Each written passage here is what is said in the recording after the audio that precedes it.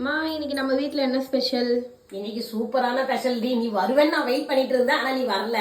Sorry, திரும்ப tea சொல்லிட்டேன். எனக்கு அது பழக்க தோஷம். அதுக்கு முன்னாடி வணக்கம் உறவுகளே. இப்ப எங்க வீட்ல காலைல டிஃபன் பாத்தீங்கன்னா சூப்பர். ஒரு நிமிஷம் அதை கிளாரிஃபை பண்ணிடலாம். அம்மா கமெண்ட்ல வந்து அம்மா டீ சொல்லாதீங்கன்னு போடுறீங்க, உங்க பொண்ணு டீ சொல்லாதீங்கன்ட்டு.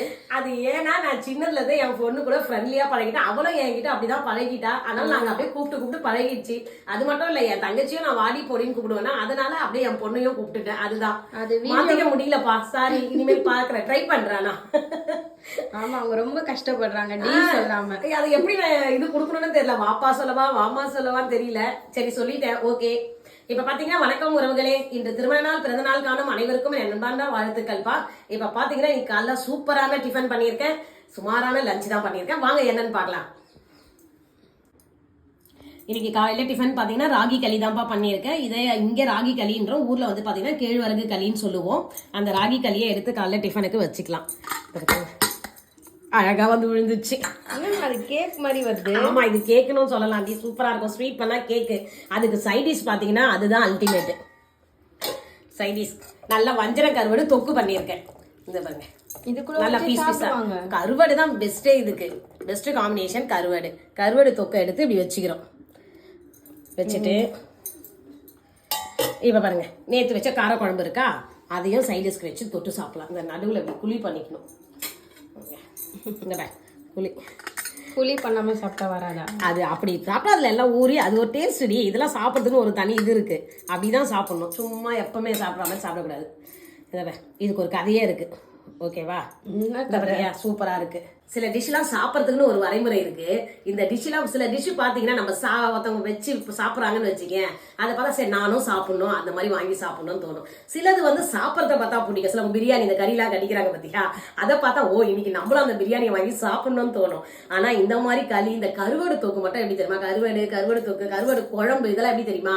ஒருத்தங்க வீட்டுல வந்து இந்த வாசனை போகும் பாத்தியா, அப்ப வாசனை போறவங்க என்ன தெரியுமா பண்ணலாம்? நம்ம சாப்பாடு, நம்ம வீட்டுல என்ன சாப்பாடு செய்யறோமோ அதை போட்டு எடுத்து வச்சுக்கணும். எடுத்து வச்சுட்டு அந்த வாசனையை பிடிச்சிட்டே நம்ம சாப்பிட்டுடணும். சாப்பிட்டா ஒரு புடி எக்ஸ்ட்ராவே சாப்பிடுவோம் பாரு, அவ்வளவு மகத்துவம் இந்த கருவாட்டுக்கு தான் இருக்கு.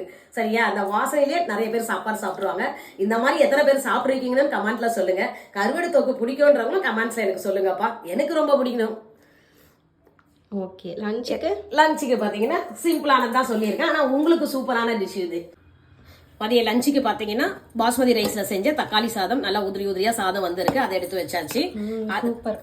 அது உங்களுக்கு ரொம்ப பிடிக்கும், எனக்கு தெரியும். இது சைட் டிஷ் பாத்தீங்கன்னா அதுக்கு முட்டை வறுவல் வறுத்து வச்சாச்சு. இது காலையிலேயே ஷாமுக்கு நான் கட்டி கொடுத்துட்டேன். மீதி நம்மளுக்கு எடுத்து வச்சிருக்கேன். அப்புறம் எனக்கு பிரேக் டைம்ல சாப்பிட்டு கொஞ்சம் காராமணி எடுத்து வச்சுட்டேன் டப்பால. ஓகே, இப்போ பாத்தீங்கன்னா காலையில இந்த ஹெல்த்தியான டிஃபன் நான் சாப்பிட போறேன். வாங்க எப்படி சாப்பிடலாம்னு பார்க்கலாம். தட்டுல வச்சுட்டு எப்ப சாப்பிடுவேன், எப்ப வீடியோ முடிப்பேன், அப்படிதான் இருக்கேன் நான் இன்னைக்கு. இதுக்கு ரொம்ப பிடிச்சது இங்க பாருங்க, எடுத்துட்டு அழகா சூப்பரா எவ்வளவு சாஃப்டா வருது பாருங்க. அது கூட இப்படி இந்த குழம்புல பெரட்டிட்டு இந்த கருவாடை மேல வச்சுக்கணுங்க. அதுதான் அல்டிமேட். கருவாடு ஒரு துண்டு மேல வச்சு, அது என்ன கையில வலிக்குன்னு போகுது.